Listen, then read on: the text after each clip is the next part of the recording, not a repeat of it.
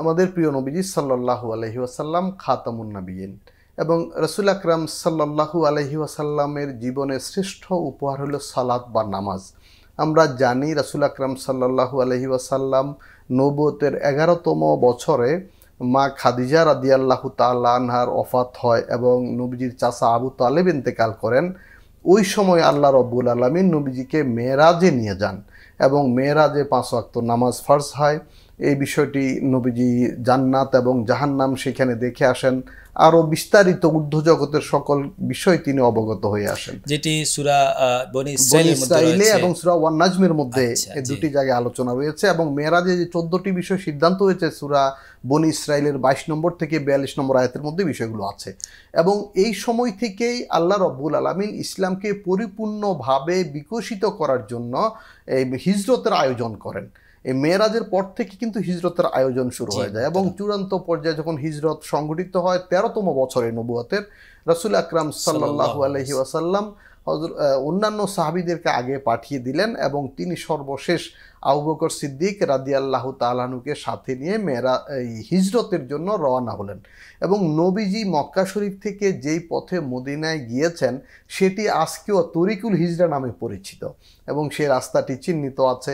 নবী করিম সাল্লাল্লাহু আলাইহি ওয়াসাল্লাম কৌশলগত কারণে উত্তর দিকে না গিয়ে বিপরীত দিকে দক্ষিণ দিকে গেলেন এবং সেখানে জাবালে সৌরে একটি গুহার মধ্যে অবস্থান করলেন এবং সেখানে যে মাকড়সা জাল বুনে এবং কবুতর ডিম পেড়ে তাদের নিরাপত্তা সহযোগিতা করেছেন আল্লাহর কুদরতে। যেটি আধুনিক মক্কা শরীফে এখন তায়েফের পথে যেতে ডান পাশে পড়ে বাইরে। রাসূল আকরাম সাল্লাল্লাহু আলাইহি ওয়াসাল্লাম মদিনা শরীফে হিজরত করে যাবেন। এই সময় মক্কার মুশরিকরা এই নবীজিকে হয়ে খুঁজছিল হত্যা করার জন্য, কিন্তু আল্লাহ রব্বুল আলামিন তাদেরকে সেই সুযোগ দিলেন না। তারা সেই জাবালে সৌর এবং গারে সৌরের নিকটে এসে পুছল এবং ভিতর থেকে তাদেরকে দেখা গিয়েছিল, কিন্তু তারা ভিতরে নজর করে আর দেখেনি। এবং সেই 2007 এবং 2011 সালে আলহামদুলিল্লাহ আমি সেই জাবালে সৌরে গিয়েছি এবং সেখানে দুটি গুহা আছে। আপনার একটি সামনের দিকে বড় আকারের এবং আরেকটি পিছনের দিকে ছোট গুহা রয়েছে। সে যাই হোক, রাসূল আকরাম সাল্লাল্লাহু আলাইহি ওয়াসাল্লাম মদিনায় গেলেন, পথে অনেক ঘটনা রয়েছে এবং সেখানে নবী যখন খাদ্য দরকার এক মহিলার বাড়িতে উঠলেন, বললেন যে আমাদের কিছু আপ্যায়ন করুন। তখন মহিলা বললেন আমরা আপ্যায়ন করার মতো কিছু নেই। নবীজি বললেন আপনার কি বেড়া বকরি নেই? বললেন একটি বকরি আছে, তার তো কোনো বাছুর নেই, বাচ্চা নেই, দুধ নেই। নবীজি বললেন আপনি একটি পাত্র দেন, বালতি বা কিছু দেন। নবীজি সেই বাছুর বাচ্চাবিহীন বকরি, মানে সেটিও একটি বাচ্চা বকরি, সেই বকরি থেকে দুধ দোয়ালেন এবং সেই দুধ নিজে পান করলেন। আবু বকর রাদিয়াল্লাহু তাআলা আনহু পান করলেন এবং আরও রইল সেগুলো সেই মহিলাকে তিনি দিয়ে গেলেন। অনেক ঘটনা রয়েছে নবীজির মুজিজাগুলো তো বলে আমরা শেষ করতে পারবো না।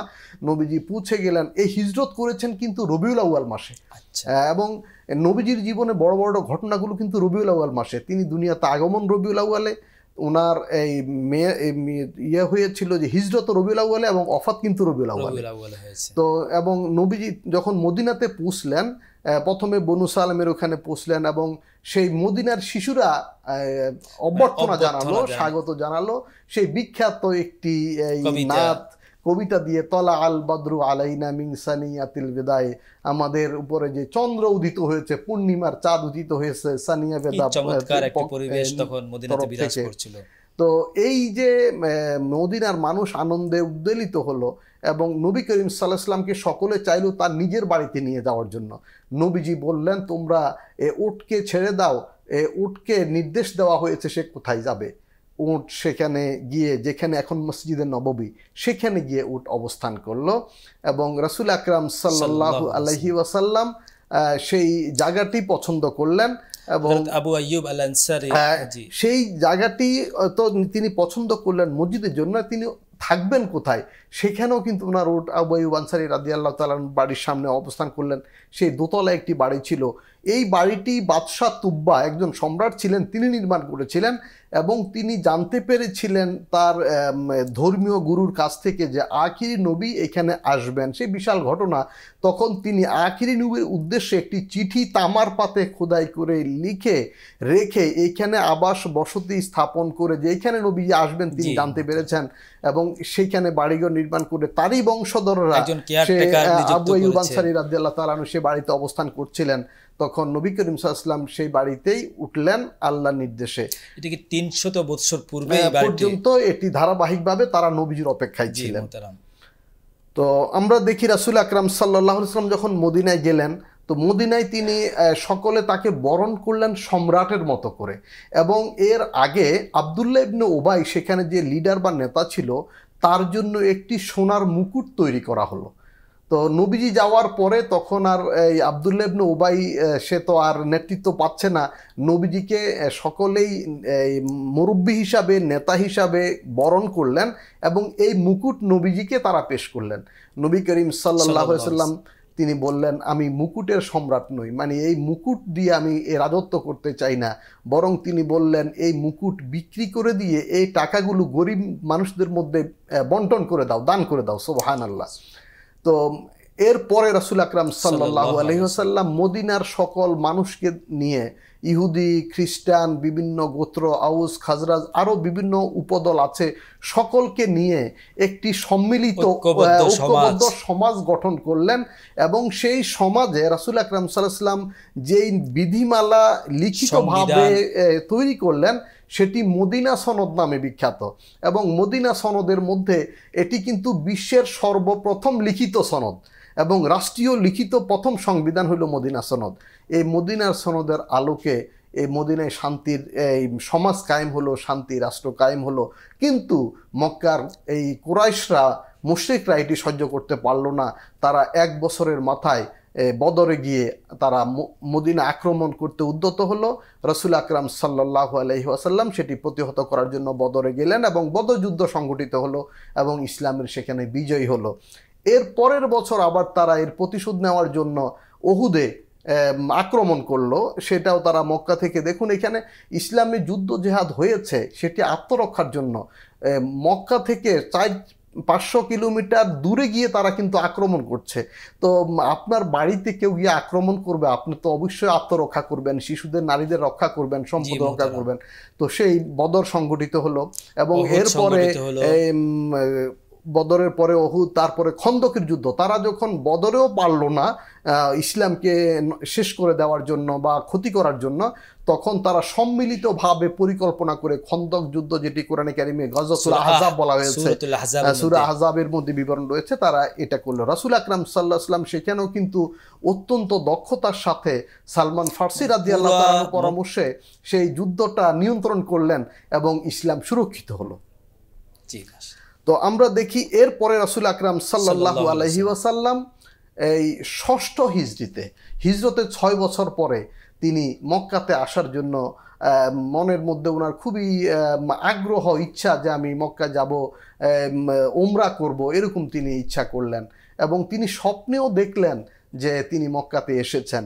তো যেই কথা সূরা ফাথের শেষের দিকে বলা হয়েছে, লাকাদ সাদাকাল্লাহু রাসূলাহু রুইয়া বিল হাক্কি লাতাদখুলুনাল মাসজিদাল হারাম। রাসূল আকরাম সাল্লাল্লাহু আলাইহি ওয়াসাল্লাম মদিনা হিজরত করার পরেও মক্কার প্রতি ওনার বিশেষ আকর্ষণ ছিল এবং তিনি উমরাতে আসবেন স্বপ্নেও দেখলেন এবং এখানে মক্কা বিজয়ের ইঙ্গিত রয়েছে। এবং এর পিছনে যদি আমরা আরেকটু তাকাই, রাসূল আকরাম সাল্লাল্লাহু আলাইহি ওয়াসাল্লাম যখন মক্কা শরীফে ছিলেন তখন তো তিনি কাবাকে সামনে নিয়েই কিন্তু ইবাদত করতেন এবং ওই সময় কেবলা ছিল বাইতুল মুকাদ্দাস।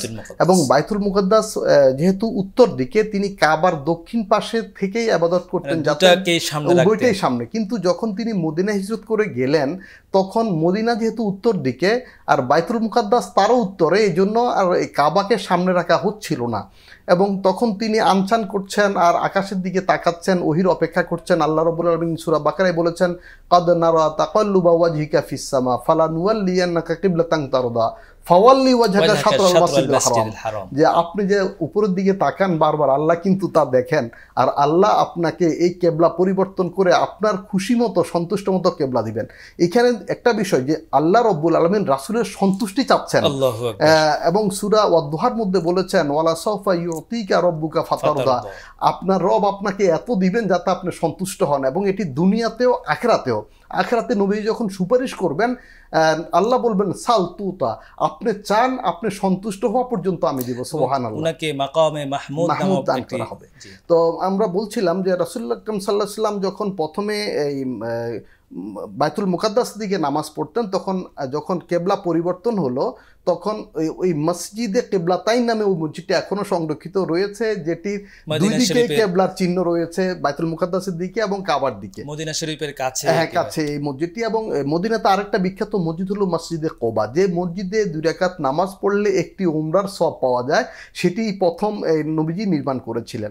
এবং এর পরবর্তীতে মসজিদে নববী যেটি বর্তমান, এটি নির্মাণ করেন, এবং এটি ছিল 2 বালকের। এই জায়গাটি নবীজি ফ্রিতে নেন নাই, পয়সা দিয়ে কিনে জায়গাটা নিয়ে তারপরে সকলের স্বেচ্ছাশ্রমে দান অনুদানে মসজিদটি নির্মাণ করেছেন।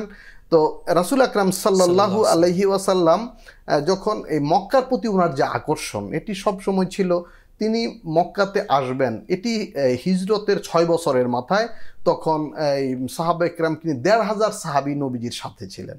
ওনারা স্বপ্ন দেখেছিলেন, হ্যাঁ, যেটি সূরা ফাতহের শেষের দিকে বিষয়টি রয়েছে। তো তিনি আসলেন, আসার পরে মক্কার লোকেরা বাধা দিল। হুদায়বিয়া নামক জায়গায়, মক্কার কাছাকাছি প্রায় 3 মাইল বা 5 কিলো দূরে, সেখানে আসার পরে তারা বাধা দিল এবং তারা মক্কায় প্রবেশ করতে দিবে না নবীজিকে। তখন রাসূল আকরাম সাল্লাল্লাহু আলাইহি সাল্লাম বললেন যে না, আমরা তো যুদ্ধ করতে আসিনি, দখল করতে আসিনি, আমরা উমরা করে চলে যাব, তওয়াফ করে আমরা চলে যাব। কিন্তু তারা এটি মানল না।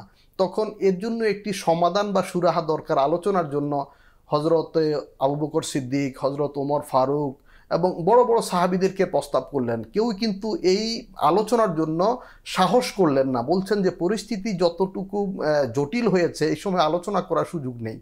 তখন হযরত উসমান রাদিয়াল্লাহু তাআলা আনহুকে নবীজি দায়িত্ব দিলেন। তিনি গিয়ে এই মক্কা শরীফের ভিতরে এই উত্তপ্ত অবস্থায়, যেখানে মানে যুদ্ধ ভাব, সাজ রব তাদের মধ্যে, যদিও মুসলমানগণ বা নবীজি যুদ্ধের জন্য যাননি, কিন্তু তাদের মধ্যে প্রতিরোধ এত বেশি প্রকট হয়েছিল যে তারা যুদ্ধের জন্য রেডি ছিল। এই সময় একাকী নিরস্ত্র ওসমান রাদিয়াল্লাহু তাআলা সেখানে গেলেন, এবং তারা ওসমান রাদিয়াল্লাহু তাআলাকে পেয়ে বললেন, দেখো ওসমান, তুমি এসেছো, তুমি ভালো মানুষ, সজ্জন মানুষ, তুমি তোয়াফ জিয়ারত করে, তুমি উমরা করে তুমি চলে যাও, অথবা তুমি আমাদের কাছেই থেকে যাও, কিন্তু আমরা অন্য কাউকে অ্যালাউ করব না। কিন্তু ওসমান রাদিয়াল্লাহু তাআলা আনহু তোয়াফ করলেন না, উমরা করলেন না। আমরা সাধারণত সুযোগ পাইলেই ব্যক্তিগতভাবে সেই সুযোগটা গ্রহণ করি। ওসমান রাদিয়াল্লাহু তাআলা আনহু বললেন যে 1500 সাহাবী সাথে আছেন, নবীজি আছেন, তাদেরকে রেখে আমি তোয়াফও করব না, উমরাও করব না, আমি কিছুই করব না, বরং আমি তোমাদের সাথে একটু আলাপ করব, সমঝোতার জন্য এসেছি। এখানে একটি শিক্ষা যে ইসলাম কিন্তু জোর করে, যুদ্ধ করে কোনো কিছু করেনি। ইসলাম যেই সমঝোতার মধ্যে মানুষের মন জয় করে কিন্তু মক্কা জয়। তো এখানে ওসমান রাদিয়াল্লাহু তাআলার সাথে যে সমঝোতা হলো যে এই বছর ওনারা আর এই উমরা করবেন না, হুদায়বিয়া নামক স্থানে একটি চুক্তি হয়েছিল। এই চুক্তিটি, সন্ধি চুক্তিটি হুদায়বিয়ার সন্ধি নামে পরিচিত। এবং সেখানে বায়াতে রিদওয়ানের মতো একটি ঘটনা ঘটেছে। এই বায়াতে রিদওয়ানের ঘটনাটি সূরা ফাতহের 10 নম্বর আয়াত এবং 18 নম্বর আয়াতে রয়েছে। লাকাদ সাদাক ইন্নাল্লাযীনা ইবাইউনাকা ইন্নামা ইবাইউনাল্লাহ ইয়াদুল্লাহি ফাওকা আইদিহিম। এবং এখানে ওসমান রাদিয়াল্লাহু তাআলা আনহুর হত্যার একটি গুজব শয়তান ছড়িয়েছিল। যেহেতু এই সময় মুসলমানরা নিরস্ত্র এবং যুদ্ধের জন্য প্রস্তুতি নেই, এই সময় যদি আক্রমণ হয় বা আক্রান্ত হয় তাহলে মুসলমানরা শেষ হয়ে যাবে। এই জন্য শয়তান গুজব ছড়ালো যে ওসমান রাদিয়াল্লাহু আনহুকে শহীদ করা হয়েছে। তখন নবীজি সাহাবায়ে কেরামের কাছ থেকে প্রতিশোধের বা কেসাসের বায়াত নিলেন। এটি বায়াতে রেজওয়ান নামে পরিচিত, অর্থাৎ আল্লাহ এই বায়াতের উপরে সন্তুষ্ট ছিলেন, সন্তুষ্ট হয়েছেন। তো এরপরে এই যে সন্ধিগুলো ছিল, এই সন্ধির মধ্যে গুরুত্বপূর্ণ কিছু বিষয় ছিল যে এই সন্ধি বহাল থাকা অবস্থায় মক্কা থেকে কোনো মানুষ যদি মুসলমান হয়ে মদিনায় চলে যায় তাকে ফেরত দিতে হবে, কিন্তু মদিনা থেকে কোনো মানুষ যদি ইসলাম ত্যাগ করে মক্কায় আসে তাকে ফেরত দেওয়া হবে না। এই ধরনের অসম কিছু শর্ত সেখানে যুক্ত হয়েছিল। তখন উমর রাদিয়াল্লাহু তাআলা আনহু সহ বড় বড় সাহাবীগণ এতে সম্মতি দেননি, রাজি হতে চাননি। রাসূল আকরাম সাল্লাল্লাহু আলাইহি ওয়াসাল্লাম কিন্তু চুক্তিটি লিখতেও কেউ সম্মত ছিলেন না। এই চুক্তিটি লিখেছিলেন হযরত আলী রাদিয়াল্লাহু তাআলা আনহুর হাতে। ওনার চুক্তি লেখা হলো। হযরত ওমর রাদিয়াল্লাহু তাআলা নবীজিকে বললেন, ইয়া রাসূলুল্লাহ, আপনি কি সত্য স্বপ্ন দেখেননি? ইসলাম কি সত্য নয়? নবীজি বললেন, অবশ্যই আমি সত্য স্বপ্ন দেখেছি, ইসলাম সত্য। কিন্তু নবীজি কৌশলগত কারণে এই চুক্তি মেনে নিলেন এবং এই চুক্তির মধ্যে প্রথমে লেখা হয়েছিল মুহাম্মাদুর রাসূলুল্লাহর পক্ষ থেকে কুরাইশদের সঙ্গে চুক্তি, কিন্তু কুরাইশ প্রতিনিধি এটি মানল না, বলল মুহাম্মাদুর রাসূলুল্লাহ এটি আমরা স্বীকার করি না।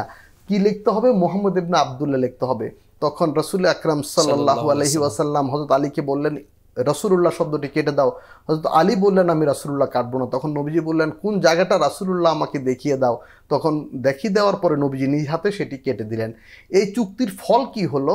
এই চুক্তির 2 বছরের মাথায় যে মক্কার কুরাইশদের মধ্যে এমন কিছু চেতনা জাগ্রত হলো যে আসলে মুসলমানদের প্রতি জুলুম করা হয়েছে, অবিচার করা হয়েছে, এবং ইতিমধ্যে মদিনা শক্তিশালী একটি রাষ্ট্র হিসাবে আবির্ভূত হলো। রাসূল আকরাম সাল্লাল্লাহু আলাইহি সাল্লাম 8ম হিজরিতে 10,000 সাহাবী নিয়ে মক্কা শরীফে আসলেন এবং সে সময়ও তিনি হজের উদ্দেশ্যে, জিয়ারতের উদ্দেশ্যে, উমরার উদ্দেশ্যে আসলেন। এই সময় মক্কার নেতারা চিন্তা করলো এখন আর বাধা দেওয়ার সুযোগ নেই। তখন তারা নিজেদের অস্তিত্ব রক্ষার স্বার্থে ইসলাম কবুল করলো এবং বিনা যুদ্ধে মক্কা জয় হলো। সবচেয়ে গুরুত্বপূর্ণ বিষয়, কয়েকজন সেখানে যারা মূল ধারা থেকে বিচ্ছিন্ন ছিল, তারা ওই বিষয়টি বুঝতে পারে নাই, তারা হয়তো প্রতিরোধ করার চেষ্টা করেছিল এবং বিক্ষিপ্ত সংঘর্ষে কিছু হতাহত হয়েছিল, কিন্তু মৌলিকভাবে কোনো যুদ্ধ হয়নি। এবং রাসূল আকরাম সাল্লাল্লাহু আলাইহি ওয়াসাল্লাম মক্কার মানুষদের মন জয় করে এই মক্কা বিজয় করলেন এবং এই মক্কা বিজয় বিষয়টি কোরআনে কারিমে সূরা ফাথের মধ্যে রয়েছে এবং সূরা নাসরের মধ্যে, ইজাজা সূরার মধ্যে বিষয়টি রয়েছে। তিনি সেখানে বলেছিলেন যে কেউ যদি আবু সুফিয়ানের ঘরে যায় কিংবা মক্কা শরীফ যায় তাহলে তাকে হত্যা করা হবে না। এরকম বিভিন্ন কায়দায় তিনি মক্কা বিজয় করেছেন। আমরা দেখি বিভিন্ন জায়গায় এরকম যুদ্ধ বা জয় পরাজয়ের ক্ষেত্রে চরমভাবে প্রতিশোধ নেওয়া হয়, কিন্তু রাসূল আকরাম সাল্লাল্লাহু আলাইহি ওয়াসাল্লাম বলেছেন, লা তাসরিবা লাকুম লিয়াউম, আজ আমি তোমাদের কোনো প্রতিশোধ নেব না। তিনি সাধারণ ক্ষমা ঘোষণা করেছিলেন, সকলকে তিনি ক্ষমা করে দিয়েছিলেন। এবং রাসূল আকরাম সাল্লাল্লাহু আলাইহি ওয়াসাল্লাম তারপরে আবার এই মক্কা থেকে মদিনায় চলে গেলেন। মক্কার নেতাদের কাছেই মক্কার দায়িত্ব থাকলো। মক্কার সকল মানুষ, মুসলিমীয় কিছু মানুষ ছাড়া বাকি সবাই মুসলমান হয়ে গেল। সুবহানাল্লাহ। এইখানেই হলো ইসলামের মাহাত্ম্য এবং মহত্ব। মানে জোর করে যুদ্ধ করে কিন্তু জায়গা দখল করা হয়নি, ভূমি দখল করা হয়নি, তবে সকল মানুষ ইসলামের মধ্যে প্রবেশ করেছে। যখন মক্কা বিজয় করেন তখন তো কাবা শরীফের মধ্যে অনেকগুলা প্রতিমা ছিল, সেই মূর্তি ছিল, সেগুলোকে তিনি ভেঙে ফেলেছিলেন বা সেই সকল মূর্তিগুলো ভেঙে ফেলা হয়েছিল, এক এক করে সরিয়ে ইন্নাল বাতিলা কানা যাহুকা। নবীজি বলেছেন যে সত্য এসেছে, মিথ্যা অপসৃত হয়েছে, আর মিথ্যা তো বাতিল যেটি সেটি তো অপসৃত হওয়ারই কথা। এইভাবেই মক্কাকে মূর্তি বা প্রতিমা থেকে মুক্ত করা হলো। এবং এই কাবাগরের ভিতরে কোনো রকমের কোনো মূর্তি, কোনো ছবি নাই এবং কাবাগর কিন্তু একটি সংরক্ষিত ঘর, তবে একেবারে বদ্ধ নয়, কারণ একটি দরজা আছে। আগে দুটো দরজা ছিল, বর্তমান যে দরজাটি আছে এটি প্রবেশের দরজা, তার সরাসরি বিপরীত দিকে পশ্চিম পাশে ছিল মুস্তাজার নামক বের হওয়ার দরজা। তবে এখন বর্তমানে একটি দরজা পূর্ব দিকে, যেটি বের হওয়া এবং প্রবেশ উভয় এইখানে হয় এবং সেখানে এই শাসকরা যান, সেখানে দায়িত্বশীলরা যান, বিভিন্ন মুসলিম দেশের এই যারা প্রেসিডেন্ট বা প্রধানমন্ত্রী তারাও কিন্তু সেখানে প্রবেশ করেন। তো সেখানে কিন্তু মানে একটি ধোঁয়াটে অবস্থা অনেকের মধ্যে আছে, যে মনে করে কাবা ঘরের ভিতরে কি আছে। কাবা ঘরের ভিতরে প্রাচীন কিছু স্মৃতি আছে, কিছু সোনার জার আছে, 3টা সোনার পাত্র আছে, সেখানে অনেক মূল্যবান কিছু বস্তু আছে। সেখানে কোনো মূর্তি বা কোনো ছবি বা কোনো প্রতিমা সেখানে নাই।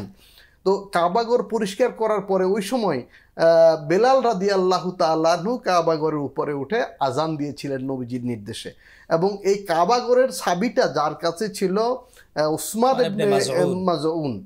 তো সে কিন্তু নবীজি হিজরতের আগে তার কাছে একটু চেয়েছিল যে একটু খুলে দাও, আমি একটু এই ইবাদত করব, নামাজ পড়ব। সে কিন্তু খুলে দেয়নি। কিন্তু নবীজি যখন এই মক্কা বিজয় হলো তখন সে ভয়ে ভয়ে ছিল যে এখন তো চাবি আলী রাদিয়াল্লাহু তাআলা তার কাছ থেকে চাবি নিয়ে আসলো। তখন রাসূল আকরাম সাল্লাল্লাহু আলাইহি ওয়াসাল্লাম বলেছেন, ইন্নাল্লাহা ইয়া'মুরুকুম আন তুআদ্দুল আমানাত ইলা আহলিহা, যে যারা যেটার হকদার তার ওই আমানত তার কাছে রাখার আল্লাহ নির্দেশ দিয়েছেন। কিয়ামত পর্যন্ত সেই ওসমানের বংশের হাতেই কিন্তু এই কাবার চাবি থাকবে, এখনো আছে। সময় শেষের দিকে চলে এসেছি, আমরা বিদায়ী হজ সম্পর্কে এরপরে রাসূল আকরাম সাল্লাল্লাহু আলাইহি ওয়াসাল্লাম আবার মদিনায় চলে গেলেন। 10ম হিজরতের 10ম বছরে নবী করিম সাল্লাল্লাহু আলাইহি ওয়াসাল্লাম প্রায় 1.25 লক্ষ সাহাবী নিয়ে এই হজের জন্য আসলেন, এবং এটি বিদায়ী হজ নামে পরিচিত। এবং নবীজি একটি মাত্র হজই করেছিলেন, একমাত্র হজ এটি, নবীজির জীবনে প্রথম হজ এটি, শেষ হজ এটি, বিদায়ী হজ নামে পরিচিত। এবং এই হজটি হয়েছিল শুক্রবার। এটাকে অনেকে হজ্জে আকবর বলে, কোরআনে কারিমে হজ্জে আকবর বলা হয়েছে, যেহেতু নবীজির জীবনে এটি বড় হজ। তো রাসূল আকরাম সাল্লাল্লাহু আলাইহি ওয়াসাল্লাম আসলেন এবং তিনি হজ সম্পাদন করলেন। তখন কোরআনে কারিমের আয়াত নাজিল হলো, আলিয়াউমা আকমালতু লাকুম দীনাকুম, আজ আমি তোমাদের জন্য দিন ধর্মকে পরিপূর্ণ করে দিয়েছি। এবং সূরা নাসর নাজিল হলো, অনেক সাহাবী আনন্দ করলেন। আবু বকর রাদিয়াল্লাহু তাআলা আনহু বিমর্ষ হলেন, কান্না করলেন, বললেন নবী করিম সাল্লাল্লাহু আলাইহি ওয়াসাল্লাম যেই উদ্দেশ্যে এসেছিলেন সেটি সুসম্পন্ন হয়েছে, সুতরাং তিনি চলে যাওয়ার সময় হয়ে গেছে। এরপরে রাসূল আকরাম সাল্লাল্লাহু আলাইহি ওয়াসাল্লাম হজ সম্পাদন শেষে আবারও মদিনায় গেলেন। তিনি বিদায় হজের ভাষণ নামে একটি বিদায় হজের ভাষণ ইসলামের ইতিহাসে নয়, শুধু বিশ্বের ইতিহাসে বিখ্যাত। এবং বিভিন্ন ঐতিহাসিকগণ এই ভাষণটি 3টি পর্বে উপস্থাপন করেছেন। যেহেতু হজ আরাফাতে হয়, আরাফাতে তিনি একটি ভাষণ দিয়েছেন এবং মিনাতেও তিনি আরেকটি ভাষণ দিয়েছেন। তো ওনার হজের পুরো ভাষণটি বিদায়ী হজের ভাষণ নামে একত্রে সংকলিত। এবং এই বিদায়ী হজের ভাষণের অত্যন্ত গুরুত্বপূর্ণ মেসেজ মানব জাতির এই মুক্তির জন্য দেয়া হয়েছে। বলা হয়েছে সাদার উপরে কালোর কোনো প্রাধান্য নেই, কালোর উপরে সাদার প্রাধান্য নেই, আরবের উপরে আজমের, আজমের উপরে আরবের কোনো প্রাধান্য নেই, মানে সকল মানুষ ভাই ভাই, সকল মানুষ সমান। এবং তিনি বিদায় হজের ভাষণে এই কথা বলেছেন, কাবাগর যেমন সম্মানিত, আরাফাতের দিবস যেমন সম্মানিত, হজ এবং এই হজ মাস যেমন সম্মানিত, এই মানুষের রক্ত এবং সম্পদ সম্মান তার চেয়ে বেশি সম্মানিত। মানুষের এই 3টি মৌলিক অধিকার, মানুষের জীবন, সম্পদ, সম্মান সুরক্ষা করা, এটি কাবার চেয়ে বেশি সম্মানিত। এবং তিনি বলেছেন তোমরা তোমাদের স্ত্রীদের অধিকার দিবে, নারী অধিকারের কথা বলেছেন, শিশুদের অধিকারের কথা বলেছেন, কর্মচারীদের অধিকারের কথা বলেছেন, যে তোমরা যা খাবে তাদের তা খাওয়াবে, যা পড়বে তাদের তা পড়াবে। সর্বশেষ বলেছিলেন ফালইউবাল্লিগিল গায়বা শাহিদাল গায়বা। এবং সর্বশেষ এটি ছিল চূড়ান্ত সিদ্ধান্ত, যে তোমরা যারা আজকে উপস্থিত রয়েছ তারা অনুপস্থিতদের কাছে বাণী পৌঁছে দাও। সুপ্রিয় দর্শক শ্রোতা, আমরা জানি যে বিদায় হজে 1.25 লক্ষ সাহাবী সমবেত ছিলেন, কিন্তু হজ শেষে নবীজির এই নির্দেশ পেয়ে তারা অনেকেই নিজের বাড়িঘর আর ফিরে যাননি। তারা ওইখান থেকেই বিশ্বের আনাচে কানাচে ছড়িয়ে পড়েছেন। মুফাসসিরিন ইকরাম লিখেছেন যে যার ঘোড়ার মুখ যেদিকে ছিল তিনি সেদিকেই চলে গেছেন, মানে ঘোড়াটাকে আর অন্যদিকে ঘুরে তিনি যান নাই, মানে নিজের পছন্দ মতো দিক তিনি নির্ধারণ করেননি। যেই দিকে ছিলেন সেদিকে তিনি ছুটে গিয়েছেন দিন ইসলাম প্রচারের জন্য। আমরা দেখি সে ইস্পাহান থেকে শুরু করে আটলান্টা পর্যন্ত সারা পৃথিবীতে সবখানে ইসলামের সাহাবা ইকরামের যুগে কিন্তু ছড়িয়ে পড়েছিল। এবং এই বাংলাদেশেও কিন্তু আমাদের উপকূলবর্তী এলাকাগুলোতে সাহাবা ইকরাম এসেছিলেন। জি মোহতারাম, আপনাকে অসংখ্য ধন্যবাদ। আমরা আপনার সাথে আলোচনা করেছিলাম নবীজির জিন্দেগি সম্পর্কে। আমরা আজকের মতো এখানেই বিদায় নেব। আমাদেরকে সময় দেওয়ার জন্য অসংখ্য অসংখ্য ধন্যবাদ। ধন্যবাদ। সুপ্রিয় দর্শক শ্রোতা, প্রিয় নবীজি সাল্লাল্লাহু আলাইহি ওয়াসাল্লাম আল্লাহর হাবিব, আল্লাহর মাহবুব, আল্লাহর প্রিয়, সকল মানুষের তিনি প্রিয় এবং তিনি মানব জাতির জন্য সর্বকালের সর্বশ্রেষ্ঠ সর্বোত্তম আদর্শ। আসুন আমরা নবী জীবন জানি এবং সেই মতো জীবন গড়ি, তবে আমাদের ব্যক্তি জীবন সুন্দর হবে, আমাদের পরিবার সুখের হবে এবং আমাদের শান্তির সমাজ প্রতিষ্ঠিত হবে। আল্লাহ রব্বুল আলামিন আমাদের সেই তৌফিক দান করুন।